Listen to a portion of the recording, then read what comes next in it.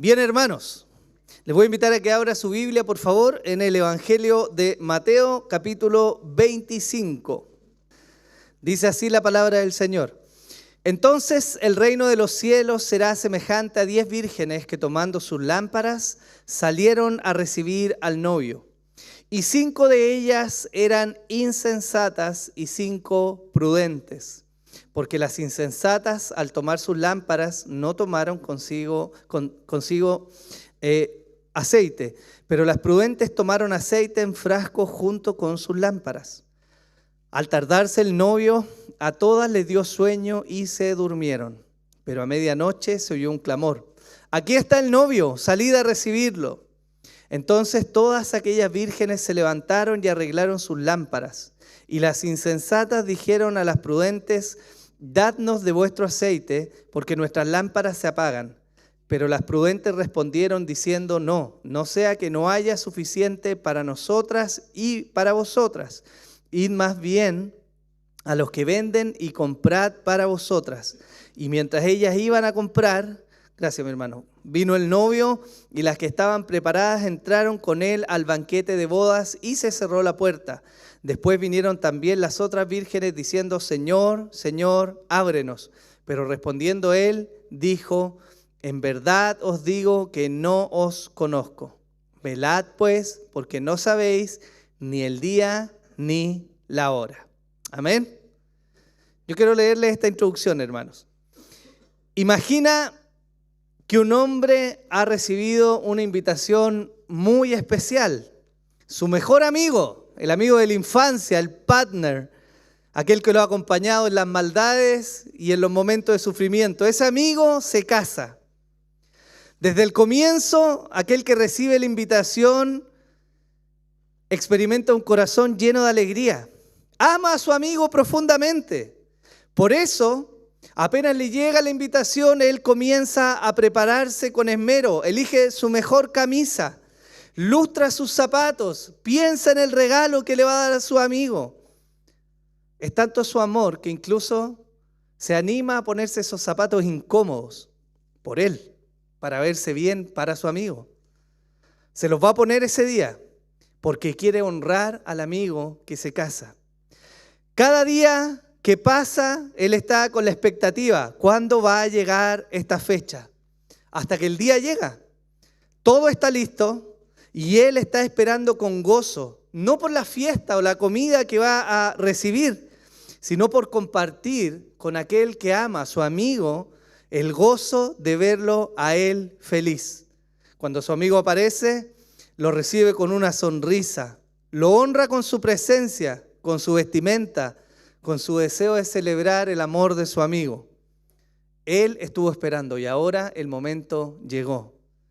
Pero no todos los invitados responden necesariamente igual, porque había otro amigo también invitado que no se preparó. Su ropa para el día de la boda estaba arrugada. Ni siquiera pensó en llevar un regalo. No se preocupó por llegar a tiempo. Su corazón no estaba en la boda. Su amor por el novio es superficial y su interés por estar ahí es menor que el deseo de comodidad o la pereza que él tiene. Cuando llega el momento, y si es que él llega a ir, su presencia no es de honra al novio, sino de deshonra. Hermanos, así también es el reino de los cielos, dijo Jesús. En esta parábola de las 10 vírgenes, no todas las vírgenes se prepararon de manera adecuada.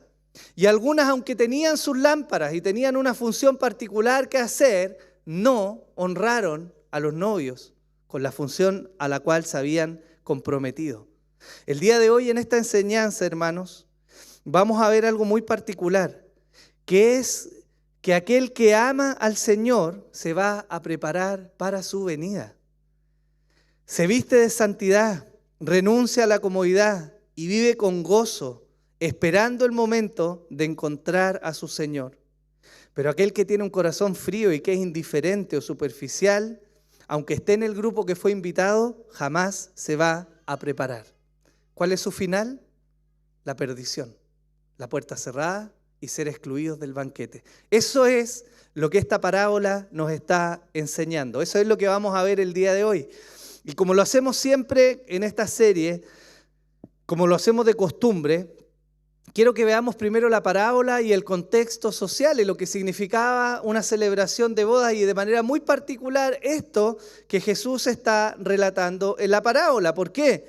Porque Él está hablando algo que era conocido para la gente de su época. Él no está hablando una historia ficticia de cosas que los discípulos, en este caso como su audiencia, no tenían conocimiento. Ellos sabían las prácticas, conocían, pero para nosotros no siempre son conocidas, ¿cierto? Entonces yo quiero mostrarles cómo eran las festividades de las bodas judías en la época de Jesús. Y habían prácticamente o básicamente 4 etapas que componían una boda en los tiempos de Jesús. La fase primero se llamaba desposorio y esta se llevaba a cabo usualmente en la casa del padre de la novia alrededor de un año antes de la celebración de la boda. En esta instancia, el novio y la novia formalizaban un pacto matrimonial. Había testigos, había gente que presenciaba esa unión. Y a pesar de que ellos no comenzaban a vivir juntos de manera inmediata, a los ojos de todos los testigos, ellos eran ahora marido y mujer, eran matrimonio, estaban casados. Había un pacto formal, un compromiso. Esa era la primera etapa. La segunda etapa era la etapa de la preparación. En este periodo, que podía durar aproximadamente un año, el novio se apartaba de la novia, no vivía con ella, y él se dedicaba a preparar un hogar para recibir a su novia. Frecuentemente construía en la casa de su padre o en el terreno de su padre. Y construía ahí una casa que preparaba para que el día en que fuera a consumar su matrimonio, su esposa pudiera vivir ahí con él. Este era un tiempo de espera. Terminado ese tiempo de espera, venía la otra fase, que es la venida del novio y la procesión nupcial. En esta fase, ya cuando la casa estaba preparada, el novio salía de manera sorpresiva hacia la casa de la novia, acompañado por sus amigos. Cuando el novio ya estaba cerca de llegar a la casa de la novia, se unían a él las vírgenes que eran amigas de la novia y todos armaban una gran procesión en la cual los novios se juntaban y se dirigían a la casa ya preparada para tener la celebración de bodas que consistía en un gran banquete. Ya en la fiesta de bodas, que es la última etapa, se celebraba este banquete delante de todos los invitados, donde los novios ya habían consumado su unión matrimonial y pasaban desde ahí a vivir juntos. Esta fiesta podía durar fácilmente 7 días, para que lo piensen los próximos novios. 7 días, abundaba la comida, la celebración, pero sobre todas las cosas había algo marcado. Que una vez que esta celebración empezaba y la puerta se cerraba, ya no habían invitados que pudieran entrar a la celebración. Todo esto, que era cultural, estaba en la mente de los discípulos de Jesús que estaban escuchando la parábola.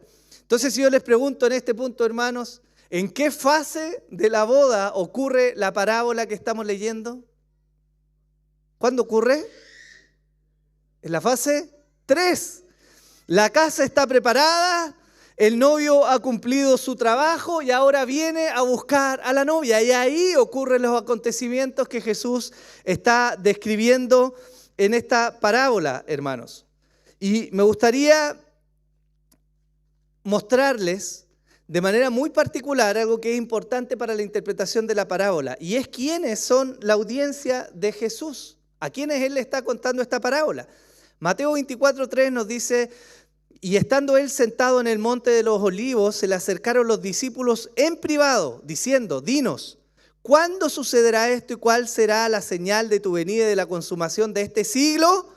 Y desde el capítulo 24, durante todo el capítulo 24 y todo el capítulo 25, Jesús tiene una sola audiencia. ¿Quiénes?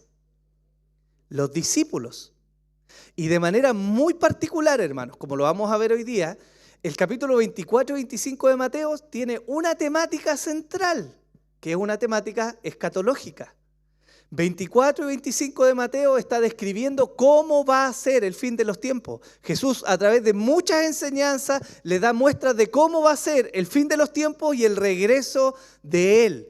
En ese contexto, en ese marco, Él da esta parábola a sus discípulos. Y es particularmente importante, no solo porque contiene elementos escatológicos, sino porque también contiene una advertencia a sus 12 escogidos.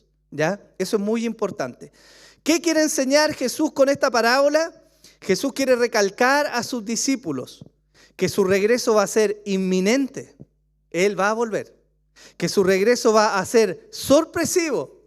Y está advirtiendo a sus discípulos para que mientras que ese regreso inminente y sorpresivo tarde, ellos estén, ¿cómo? Preparados. Eso es lo que Jesús quiere poner en la mente de sus discípulos. ¿Ok? ¿Estamos hasta acá? ¿Nos podemos ir a la casa, hermanos? No. Hay algo más que esta parábola nos enseña a nosotros, que cuando empezamos a indagar tiene elementos que de verdad son muy valiosos para nosotros. Y me gustaría partir por mostrarles algunos aspectos que son escatológicos y que son de verdad importantes para nuestro entendimiento de cómo va a ser el fin de todas las cosas. Mateo 25, del 1 al 13, que es la parábola, dice así: entonces el reino de los cielos será semejante a 10 vírgenes que tomando sus lámparas salieron a recibir al novio, y 5 de ellas eran insensatas y 5 prudentes. Porque las insensatas al tomar sus lámparas no tomaron consigo aceite, pero las prudentes tomaron aceite en frascos junto con sus lámparas. Al tardarse el novio, a todas les dio sueño y se durmieron, pero a medianoche se oyó un clamor: aquí está el novio, salid a recibirlo. Entonces todas aquellas vírgenes se levantaron y arreglaron sus lámparas. Y las insensatas dijeron a las prudentes: dadnos de vuestro aceite, porque nuestras lámparas se apagan. Pero las prudentes respondieron diciendo: no sea que no haya suficiente para nosotras y para vosotras. Id más bien a los que venden y comprad para vosotras.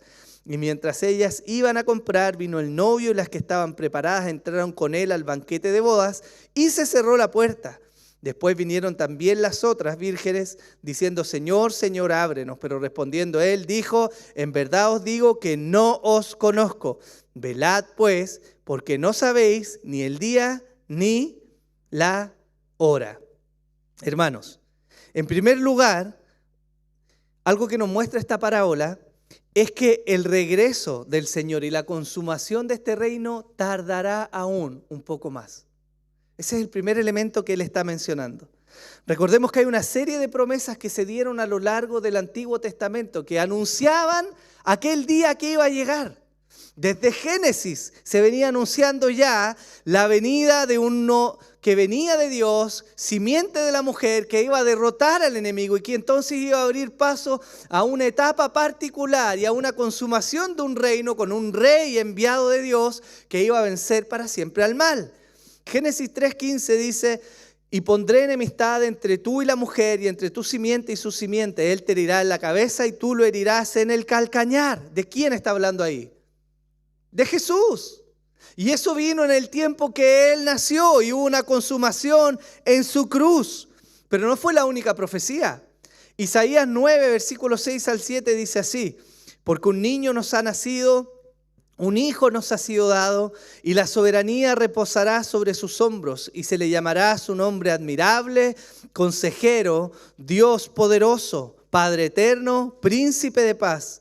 El aumento de su soberanía y de la paz no tendrá fin sobre el trono de David y sobre su reino, para afianzarlo y sostenerlo con el derecho y la justicia desde entonces y para siempre. El celo del Señor de los ejércitos hará esto.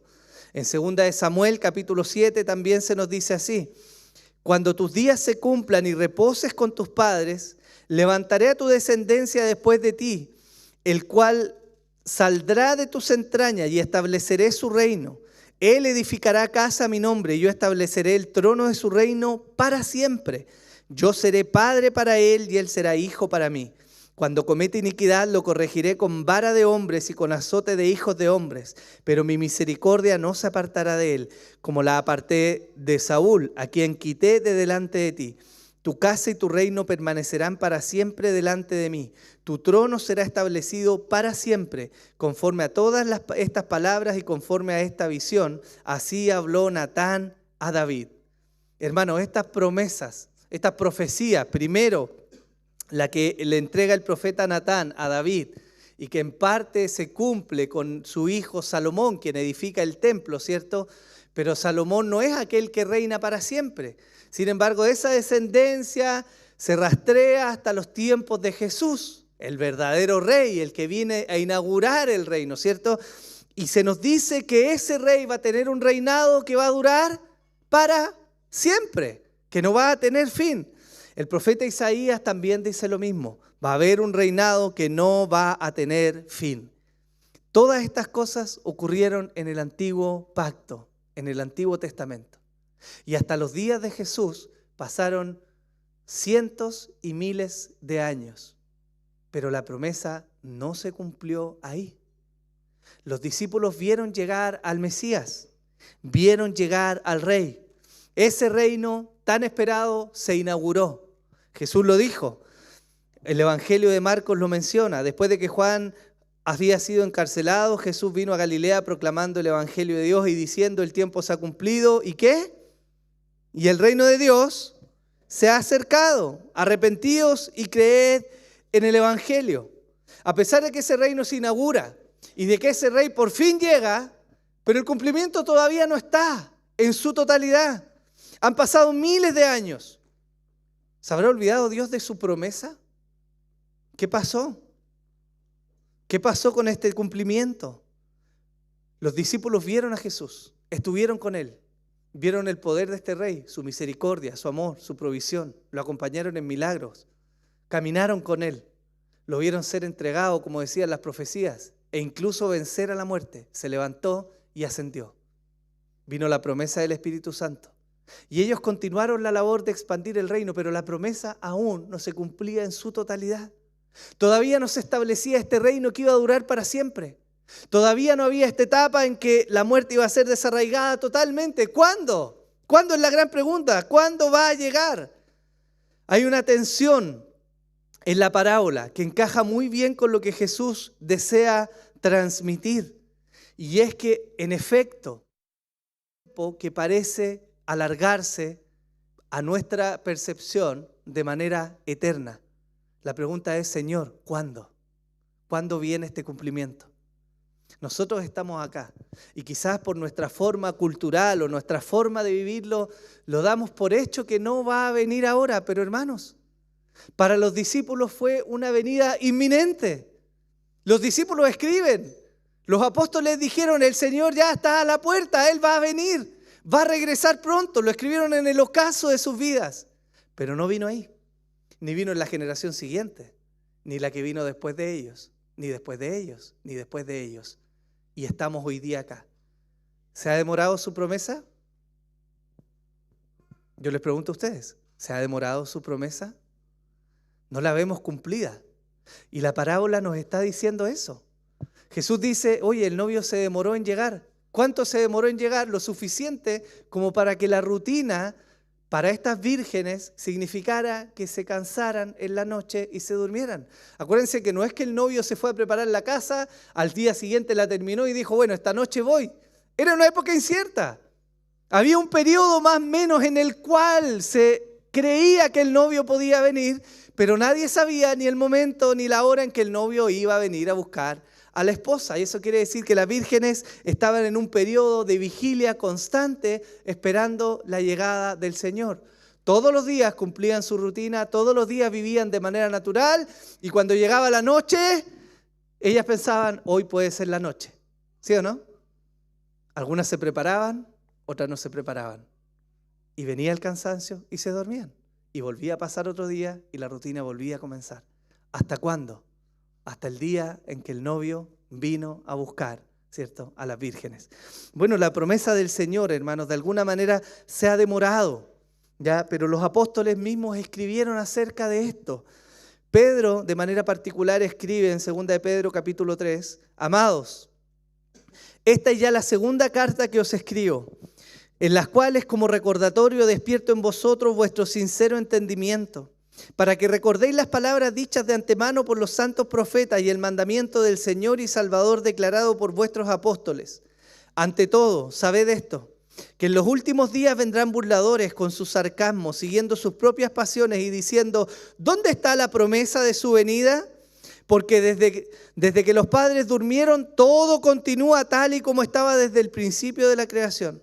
Pues cuando dicen esto, no se dan cuenta de que los cielos existían desde hace mucho tiempo y también la tierra surgía del agua y establecida entre las aguas por la palabra de Dios, por lo cual el mundo de entonces fue destruido siendo inundado con agua. Pero los cielos y la tierra actuales serán reservados por su palabra para el fuego, guardados para el día del juicio y de la destrucción de los impíos. Pero amados, no ignoréis esto, que para el Señor un día es como 1000 años y 1000 años como un día. El Señor no se tarda en cumplir su promesa, según algunos la tienen por tardanza, sino que es paciente para con vosotros, no queriendo que nadie perezca, sino que todos vengan al arrepentimiento. Pero el día del Señor vendrá como ladrón, en el cual los cielos pasarán con gran estruendo y los elementos serán destruidos con fuego intenso, y la tierra y las obras que hay en ellas serán quemadas. Y el apóstol Pedro anima a los hermanos y les dice, entre ustedes o entre la gente hay burladores, quienes dicen, bueno, se ha demorado tanto que ya ¿cuándo va a venir? Nunca va a venir. Pero el apóstol les dice, ciertamente va a llegar ese día, ciertamente va a llegar. Y cuando llegue, ¿qué es lo que viene? El fin de una época, destrucción y renovación. Por lo tanto, el primer aspecto escatológico que nos muestra la parábola es que efectivamente va a tardar un poco de tiempo. Ya ha tardado, ¿ya? Pero va a venir. El segundo aspecto escatológico es que su regreso va a ser sin previo aviso. Yo les decía, aunque las novias y las vírgenes sabían que el novio en algún momento iba a aparecer, el tiempo de su aparición era desconocido para todos. Nadie, salvo el novio, que estaba trabajando en su casa, sabía el momento en que decía, terminé, se arreglaba, vamos a celebrar. Nadie lo sabía. Y eso habla de una incertidumbre que hay. Mateo 24, el mismo discurso escatológico, en el versículo 35 al 39 nos dice, el cielo y la tierra pasarán, mas mis palabras no pasarán. Pero de aquel día y hora, ¿qué dice ahí? Nadie sabe. Ni siquiera los ángeles del cielo, ni el Hijo, sino solo el Padre. Porque como en los días de Noé, así será la venida del Hijo del Hombre. Pues así como en aquellos días, antes del diluvio, estaban comiendo y bebiendo, casándose y dándose en matrimonio, hasta el día en que entró Noé en el arca, y no comprendieron hasta que vino el diluvio y se lo llevó a todos, así será la venida del Hijo del Hombre. Eso nos dice que esto va a ser de manera repentina. Y no estoy hablando de rapto, estoy hablando de la inminencia y la incertidumbre en la que aquel día se manifestará. Hermanos, hoy día hemos de terminar esta reunión, vamos a orar.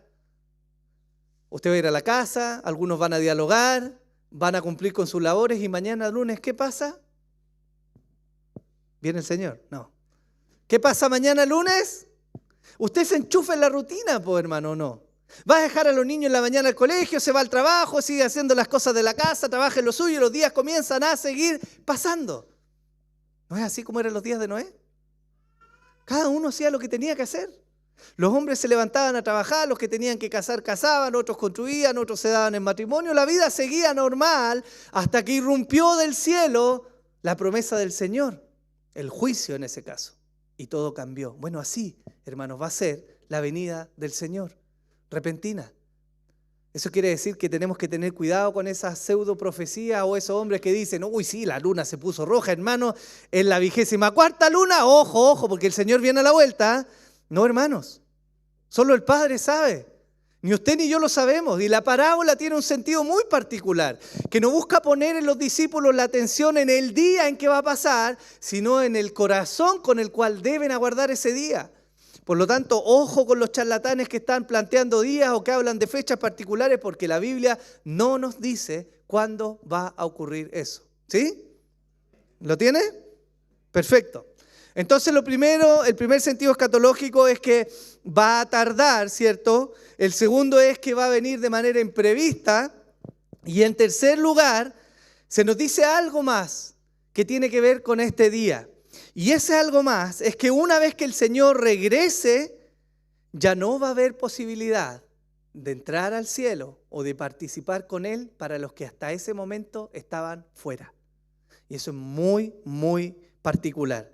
De hecho, es un énfasis en la parábola. La parábola menciona que cuando estas vírgenes insensatas se demoraron y fueron a comprar aceite y llegaron tarde al banquete y la puerta estaba cerrada, ya nadie la podía abrir. Hace algunos años atrás, la cultura hollywoodense enseñó por medio de la pantalla una doctrina que no es bíblica, que se ancla en el dispensacionalismo y que planteó a través de una Biblia que fue la Biblia Scofield y de varias películas que se llamaban Dejado Atrás, una visión en la cual después del retorno del Señor los hombres aún así podían llegar a buscar a Dios y aún así podían ser salvos. Bajo la premisa de esa película, algunos entregando sus vidas podían comprar de alguna manera su boleto al cielo. Pero lo que nos muestra la Biblia de manera repetida y lo que nos dice esta parábola es que una vez que se entró al banquete y se cerró la puerta, no hay más plazo. Y eso es un aspecto escatológico muy relevante, hermanos. Porque si nosotros, ¿qué es lo que vamos a ver?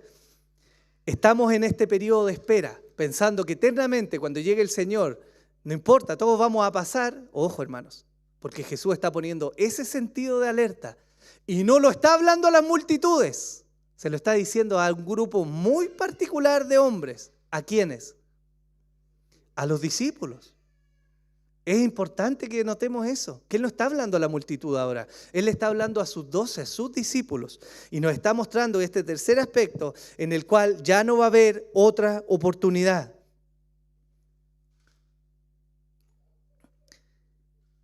Mateo 22, versículos 11 al 14 dice así: pero cuando el rey entró a ver a los comensales y vio allí a uno que no estaba vestido con traje de boda, y le dijo: amigo, ¿cómo entraste aquí sin traje de boda? Y él enmudeció. Entonces el rey dijo a los sirvientes: atadle de pies y manos y echadlo a las tinieblas de afuera. Allí será el llanto y el crujir de dientes, porque muchos son los llamados, pero pocos son escogidos. Y Lucas 14, 24 dice: porque os digo que ninguno de aquellos hombres que fueron invitados probará mi cena. Esas son otras dos parábolas que nosotros revisamos.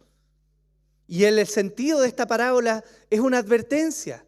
Es una advertencia en la cual el Señor está diciéndole a sus discípulos que el día en que llegue esta consumación y que este rey vuelva y se vaya a esa celebración, si no estuvieron preparados, ya no hay otra posibilidad. Ya no hay otra posibilidad. Y esto, hermanos, es choqueante de alguna manera. Pero parece que hemos creído en un Dios que es un viejito bonachón. Sin duda Dios es la perfección de la bondad.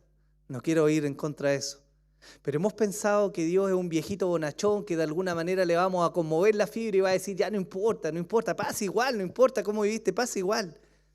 Pero eso no es lo que nos dice la Biblia. El sentido de alerta es urgente, porque nadie sabe el día ni la hora. Yo me acuerdo cuando recién me convertí al Señor, estaba en la universidad, recién convertido, y leía estos pasajes y decía, llegaba hasta a soñar con eso, decía: Señor, ¿seremos la generación que alcanzará a ver tu venida? Y por muchos años en mi corazón se mantuvo esa esperanza diciendo: Señor, pudiera ser que viene hoy día. Pero parece ser que ha pasado el tiempo y que el evangelicalismo hoy día nos ha llevado a un relajo cultural en la iglesia en el cual sabemos que el Señor viene, pero le falta todavía, ¿cierto? Pero nada nos asegura que es así, ¿o sí? ¿Podría venir hoy día o no? ¿O mañana? ¿O quizás algún día en la semana? No lo sabemos. No sabemos el día. Pero nos habla, sí, de la importancia que es entonces estar preparados. Todo este background, todo este fondo escatológico que yo les menciono, resalta el hecho de que Jesús menciona en la parábola dos clases de vírgenes, unas sensatas y unas insensatas, ¿ya? Y las que son insensatas lo son a la luz de este tipo de conocimiento. ¿Ya? Primero, hay una realidad mixta. Esta parábola vuelve a poner en la palestra algo que hemos visto en otras parábolas. Y es que hay un llamamiento universal. Es que la parábola nos vuelve a mostrar que el reino de los cielos es semejante a, y abre el escenario a dos tipos de personas que de alguna manera conviven, pero cuyo destino final es muy diferente. Porque aunque convivan estas vírgenes sensatas e insensatas, unas van a entrar y las otras se van a quedar. ¿Se acuerdan, no? Es muy parecido a lo que nos muestra la parábola de la red, o del gran banquete, o del trigo y la cizaña, o del banquete de bodas. Esta parábola vuelve a mostrarnos que hay una convivencia de dos grupos de personas cuyo destino será muy diferente. ¿Ya? Unos pasarán a salvación eterna y otros irán a perdición eterna. Hay un llamamiento universal. Este evangelio del reino se ha manifestado invitando a todos los hombres, exponiéndoles sus pecados y llamándoles al arrepentimiento. ¿Cuál es el problema? Como dice Pablo en Romanos claramente, en su larga exposición, no en un versículo, sino en una larga exposición en los primeros capítulos de Romanos, el hombre no quiere buscar a Dios. Romanos 1 del 18 al 23 dice, porque la ira de Dios se revela desde el cielo contra toda impiedad e injusticia de los hombres, que con injusticia restringen la verdad, porque lo que se conoce acerca de Dios es evidente dentro de ellos. Pues Dios se los hizo evidente, porque desde la creación del mundo sus atributos invisibles, su eterno poder y divinidad se han visto con toda claridad, siendo entendidos por medio de lo creado, de manera que no tienen excusa. Pues aunque conocían a Dios, no le honraron como a Dios ni le dieron gracias, sino que se hicieron vanos en sus razonamientos y su necio corazón fue entenebrecido. Profesando ser sabios, se volvieron necios y cambiaron la gloria del Dios incorruptible por una imagen en forma de hombre corruptible, de aves, de cuadrúpedos y de reptiles. El Señor, cuando comenzó su ministerio, Él dijo, el tiempo se ha cumplido, el reino de los cielos se ha acercado, arrepentíos y creed en el Evangelio. Y aún así hay hombres duros. La parábola nos muestra este aspecto de universal respecto a la predicación de este mensaje. Pero también nos muestra las vírgenes insensatas. ¿Y qué es notorio de estas vírgenes insensatas? Bueno, ellas tenían lámparas, pero no tenían aceite. Pidieron aceite a las otras vírgenes. Tuvieron que salir a comprar aceite, hermanos. Era tarde en la noche. En ese momento llegó el novio.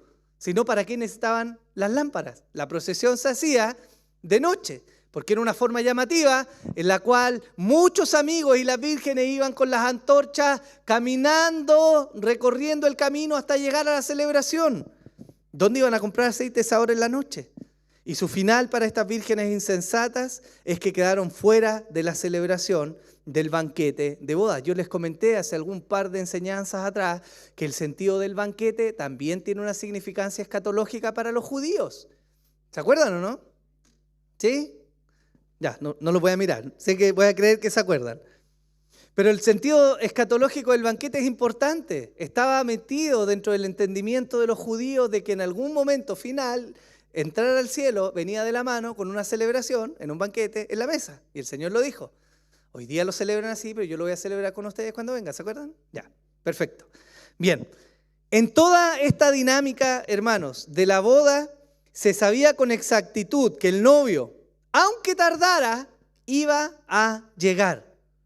A la luz de esto, de que su llegada era inminente, aunque tardara, las vírgenes debían estar preparadas.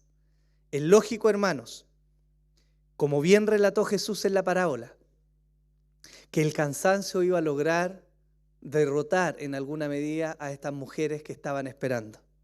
Y fíjense que en la parábola no hay ningún reproche por el hecho de que ellas se hayan dormido, ¿ya? Sobre eso no hay reproche. ¿Qué es lo que se reprocha? La actitud negligente de aquellas que debían estar preparadas y no estuvieron preparadas. Piensen en esto. Las vírgenes eran convidadas a participar en esto, a acompañar a su amiga en esta procesión particular y tan especial el día de su boda. Y se les avisaba con antelación. igual que a los invitados del banquete, ¿se acuerdan? Y como se les avisaba con antelación, ellas podían decir, sí quiero o no me interesa. Por lo tanto, cuando se nos habla de estas parábolas, se da por hecho de que estas vírgenes habían empeñado su palabra en decir, sí, voy a estar. Eso agrava la falta, porque ellas se comprometieron a estar esa noche en que el novio fuera a buscarles. La negligencia es tan condenable, porque este acto de participación no era solo para ellas, sino que era además una labor que iban a prestar ¿para quién? Para los novios, ¿o no? Porque en esa época no estaba Chilectra o Chilquinta, yo que soy de la costa. No estaba Chilquinta con un alumbrado eléctrico afuera. No habían postes, no habían faroles en las calles, no habían fogatas públicas que alguien prendía en la noche para que la gente pudiera caminar y encontrar el camino. La función de estas vírgenes era muy particular, porque debían iluminar la procesión en la noche para que todos llegaran a la casa donde tenían que ir. ¿Se entiende, no? Por lo tanto, su compromiso y su negligencia terminaba afectando a otros. Ellas fueron invitadas, ellas empeñaron su palabra y ellas fueron negligentes. Como bien dijo Jesús en Mateo 5:37, antes bien sea vuestro hablar, sí, sí, o no, no. Y lo que está además de esto, procede del mal. ¿Sí? Perfecto. Ahora, hermanos, quiero hacer una distinción, porque cuando vimos la parábola del banquete, ustedes se recordarán que los invitados al banquete no necesariamente tenían una relación estrecha con aquel que los invitaba. ¿Se acuerdan, no? ¿A quién se invitaba a los banquetes? A los que tenían poder, a los que tenían una posición importante o influyente, a los que tenían riquezas, los que podían devolver la mano. Eso quiere decir que aunque ellos dijeran que sí, no necesariamente tenían un vínculo afectivo vinculante con aquel que los invitaba, ¿ok? Pero en esta parábola es diferente, porque las vírgenes eran amigas de la novia. Por lo tanto, ellas sí tenían un vínculo afectivo con aquella que las estaba invitando. No se iba a invitar a cualquier virgen entre las casas de la población. No, había un vínculo. Ellas sí tenían un lazo afectivo. Y esto nos lleva a ver algo más profundo, hermanos. Porque esto plantea un escenario triste, como lo mencioné en la introducción. Porque la negligencia de estas vírgenes no se puede atribuir a un evento casual. No es que Jesús está haciendo malo en la parábola y está diciendo, chuta, es que ese día justo se le acabó el aceite y justo vino el novio. Y casualmente no coincidieron en que ellas hayan alcanzado a comprar aceite y el novio haya venido. Pucha, qué mal, ¿cierto? No. Ellas fueron negligentes a propósito. Y hermanos, ¿no es esa negligencia una muestra de desinterés? ¿Acaso? ¿Cómo te sientes cuando tu mejor amigo te invita a su celebración de matrimonio? Hermanos, ¿no guarda ese día en el calendario? ¿No es lo primero que hacen los novios cuando están invitando a alguien a su celebración? Oye, hermano, por ahí en octubre me voy a casar este día, guárdalo. ¿Sí o no? Guárdalo. ¿Y qué hace aquel que ha sido invitado, que es amigo? Lo guardo al tiro, lo agendo. Ese día no se toca, ese día hay celebración, voy a estar con mi amigo. ¿No preparan su vestimenta? Las hermanas, sobre todo, uno a veces más al lote. Las hermanas viendo el vestido para ese día, qué vestido me pongo, los zapatos, la cartera que combine, ¿cierto? La peluquería, la uña, todo. ¿No piensa con antelación en el regalo? ¿Qué le damos? ¿Un regalo útil, un regalo genérico? ¿Ponemos la plata ahí en la tienda? ¿Qué hacemos? Pero sobre todo eso y lo más importante, hermanos. ¿No hay gozo y felicidad cuando aquel que tú amas va a celebrar algo tan importante y tan maravilloso como el matrimonio? ¿Sí o no? Porque no creo que si es un buen amigo usted vaya con cara de pescado, ¿cierto? No, pues hermano. Cuando es un amigo que te importa, entonces la preparación viene por consecuencia, de manera natural. Nadie te tiene que forzar aquello. Y eso es lo triste que muestra de alguna manera la parábola, o que podemos inferir de todo esto. Es que las vírgenes son insensatas, no solo por el hecho casual, podría decir alguien, de que no estuvieron preparadas en esa noche, sino porque en realidad no tenían interés de estar preparadas para ese momento. Fíjense que las bodas tienen algo muy particular, y es que aunque usted sea invitado y se prepare y vaya con la mejor pinta que tiene, usted no es el objeto de brillo esa noche, son los novios. Ellos brillan esa noche.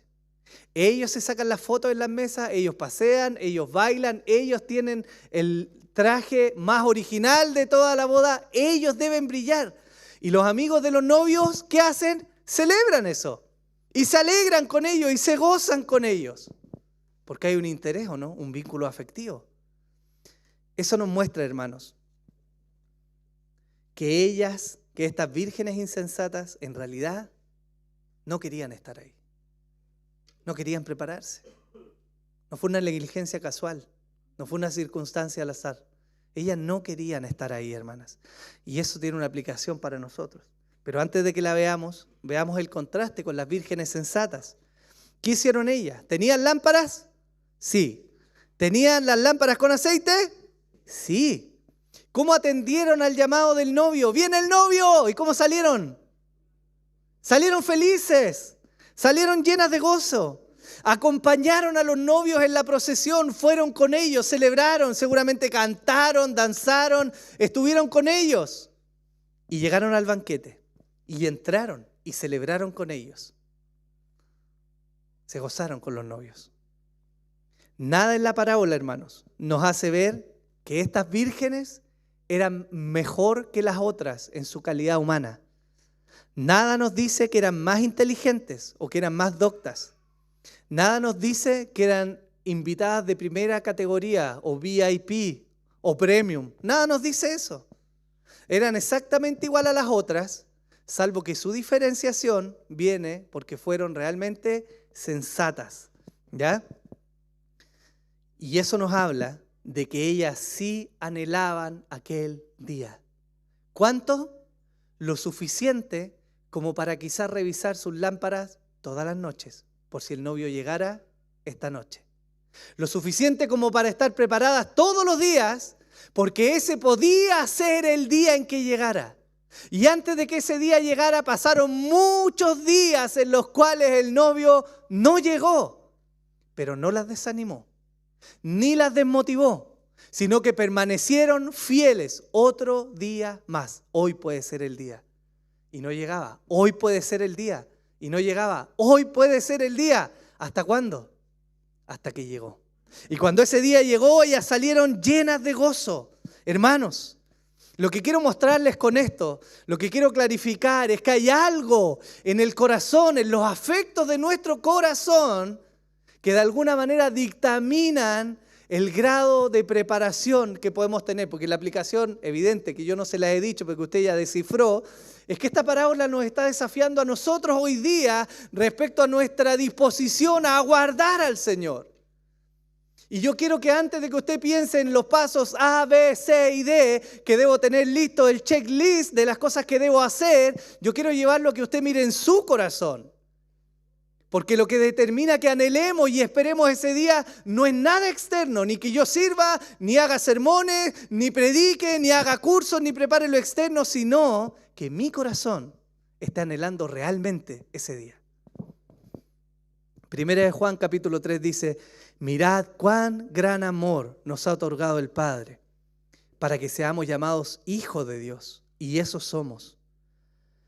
Por esto el mundo no nos conoce, porque no le conoció a Él. Amados, ahora somos hijos de Dios, y aún no se ha manifestado lo que habremos de ser, pero sabemos que cuando Él se manifieste, seremos semejantes a Él, porque le veremos como Él es.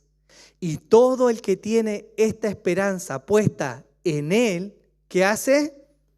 Se purifica, así como Él es puro. Miren esta secuencia. El apóstol Juan dice: miren cuánto amor nos ha entregado el Padre, ¿Cuánto amor nos ha dado? Nos ha hecho hijos. Y Él se va a manifestar y le vamos a ver tal como es. ¿Y qué hacemos? Aquellos que hemos visto cuán amor nos ha dado el Padre, que nos ha hecho hijos, se preparan, se purifican a sí mismos. ¿Por qué? Como una muestra de preparación para ese día. ¿Se acuerdan de las parábolas del banquete o no? ¿Y de la gran cena? ¿Daba lo mismo la vestimenta con la que esos hombres estuvieran adentro? La parábola hace el énfasis. ¿Cómo entraste tú si no estás vestido para la ocasión? Sale fuera. Y para nosotros la analogía es evidente, ¿no? Hay una forma de estar, hay una forma de llegar a ese día. Algo que de alguna manera viene a ser el sello de la obra de Dios en los corazones de su pueblo, que testifica que estamos aptos para ese día. No lo ganamos nosotros. Sin embargo, no nos excluye de trabajar en eso. Quiero ser más enfático. Has recibido amor y ese amor te hace aguardar a tu Señor. Y mientras le aguardas, te santificas para Él. Esa es la secuencia que debiera ser. Si quieren que lo diga más claro, Lucas 7:47 lo dice así. Por lo cual te digo que sus pecados, que son muchos, han sido perdonados, porque amó mucho. Pero a quien poco se le perdona, poco ama. Hermanos, ¿acaso hay alguien que no anhele a Cristo y que efectivamente se pueda preparar para recibirle? No, hermanos. No hay nadie que no anhele a Cristo y vaya a estar preparado para ese día. Lo que Dios demanda de su pueblo es un corazón entregado. Lo que marca el nuevo pacto es una transformación en el corazón que va a tener como consecuencia una manifestación externa. Pero puede estar lo externo y lo interno seguir endurecido. Por eso la forma en que vivimos, los anhelos que tenemos, los sueños que perseguimos, hablan de lo que pasa muy adentro en nuestro corazón. Aterrizado el lenguaje de la parábola, ¿por qué algunas fueron sensatas y otras no? Porque unas sí querían estar ahí, sí querían celebrar a sus amigos, los querían lo suficiente, no de manera perfecta, los querían lo suficiente como para renovar su aceite todos los días, lo suficiente como para estar preparados todos los días, aunque pasaran días, semanas, meses, lo suficiente para estar ahí. Pero aquellos que no anhelan, que no querían, bueno, no va a venir hoy día, quizás mañana tengo tiempo. Quizás pasaron días, semanas, meses, bajo la premisa equivocada de que tengo tiempo todavía para estar ahí. Pero es una evidencia de un corazón que no quiere celebrar, que no quiere estar en esa fiesta, no quiere exaltar a los novios, no quiere gozarse con ellos. Y yo quiero decirle, hermanos, que una de las cosas que Dios promete a su pueblo es que cuando nos reunamos con Él, vamos a celebrar junto con Él. La visión de Apocalipsis que nos muestra esa reunión delante del trono es una celebración de gozo, hermanos. No vamos a estar con cara de pescado sentados mirando, qué bueno es el Señor. Hermano, va a ser una celebración de gozo, de victoria. La muerte va a estar vencida, la gloria va a estar en nosotros y vamos a vivir con Él para siempre. Pero nadie que no quiera estar ahí, va a estar ahí. Por eso el Señor dice, el que a mí viene yo no lo echo fuera. ¿A quién va a venir a Él? El que quiera ir a Él, hermanos. No hay nadie que no quiera estar con Cristo que vaya a llegar a Él. Y la parábola nos habla en ese sentido de afectos. Y eso tiene una pregunta para nosotros. ¿Qué mueve la vigilancia? Porque es el sentido de la parábola. Jesús termina diciendo, velad pues, porque no sabéis ni el día ni la hora. Ni usted ni yo lo sabemos, ni lo vamos a saber. Y si algún día me atrevo a decirle el día y la hora, tíldeme de hereje inmediatamente, hermano, y salga de este lugar. Pero nadie sabe ni el día ni la hora. ¿Qué mueve nuestra vigilia? Yo le aseguro que nada es tan fuerte para movernos a vigilar como el sabernos perdonados y amados, y en consecuencia, amar de vuelta. No hay otra fuerza más poderosa.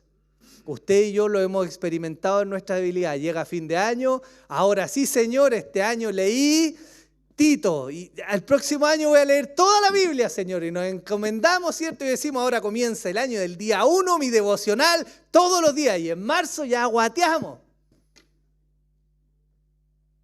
En marzo ya nos dimos cuenta que estamos atrasados en Génesis, Éxodo, Levítico. ¡Ay, Levítico, hermano! ¿Cómo lo vamos a leer? Y flaqueamos. Pero cuando usted está apasionado por algo o alguien, ¿no se mueve? Déjame aterrizarlo a algo más práctico para ustedes. ¿Usted ama a sus hijos o no? ¿Se levanta con ellos cuando sufren en la noche? ¿Los lleva al hospital cuando están enfermos, aunque eso significa que tenga que madrugar? ¿Se rompe el lomo trabajando por ellos para darle lo que necesitan, aunque el trabajo sea desagradable, aunque lo traten mal, aunque no le guste? ¿Por qué? ¿Porque tiene que cumplir o porque ama a sus hijos? Dios ha sido muy sabio en mostrarnos que el amor es el mayor motivante que puede tener el ser humano. Y si alguno quiere ser vigilante, como la parábola manda, yo le digo que el camino no es otro sino el amor. ¿Qué necesitamos entonces? Ver cuánto amor nos ha dado el Padre. El apóstol Juan dice, mirad cuán amor nos ha dado el Padre, que nos ha hecho hijos de Dios. Hijos que no son dignos por sí mismos. Hijos que no llegaron a ese estatus siendo buenos para orar, para leer, para reflexionar, devotos, buenos padres, buenos hermanos, buenos hijos, buenos trabajadores. No, hermanos. Hemos recibido gracia. Y yo le invito hacia el final de esto a que usted se pueda poner de pie primero. Y quiero que reflexione, hermanos. La parábola es clara en su llamado. No sabemos cuándo, pero podría ser hoy día.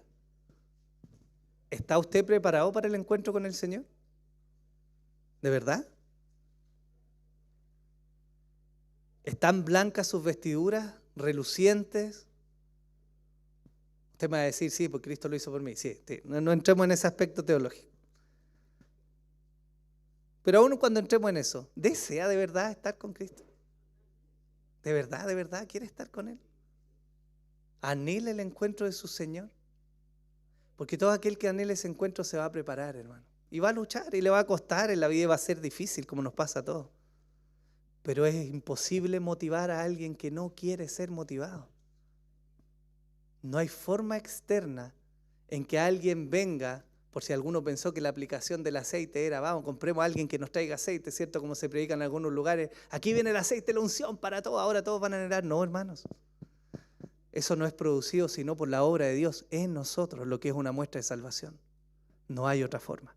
Pero yo les tengo una buena noticia aún el día de hoy. 2 Corintios 6, versículos 1 y 2 dice, y como colaboradores con Él, también os exhortamos a no recibir la gracia de Dios en vano. Pues Él dice, en el tiempo propicio te escuché, y en el día de salvación te socorrí.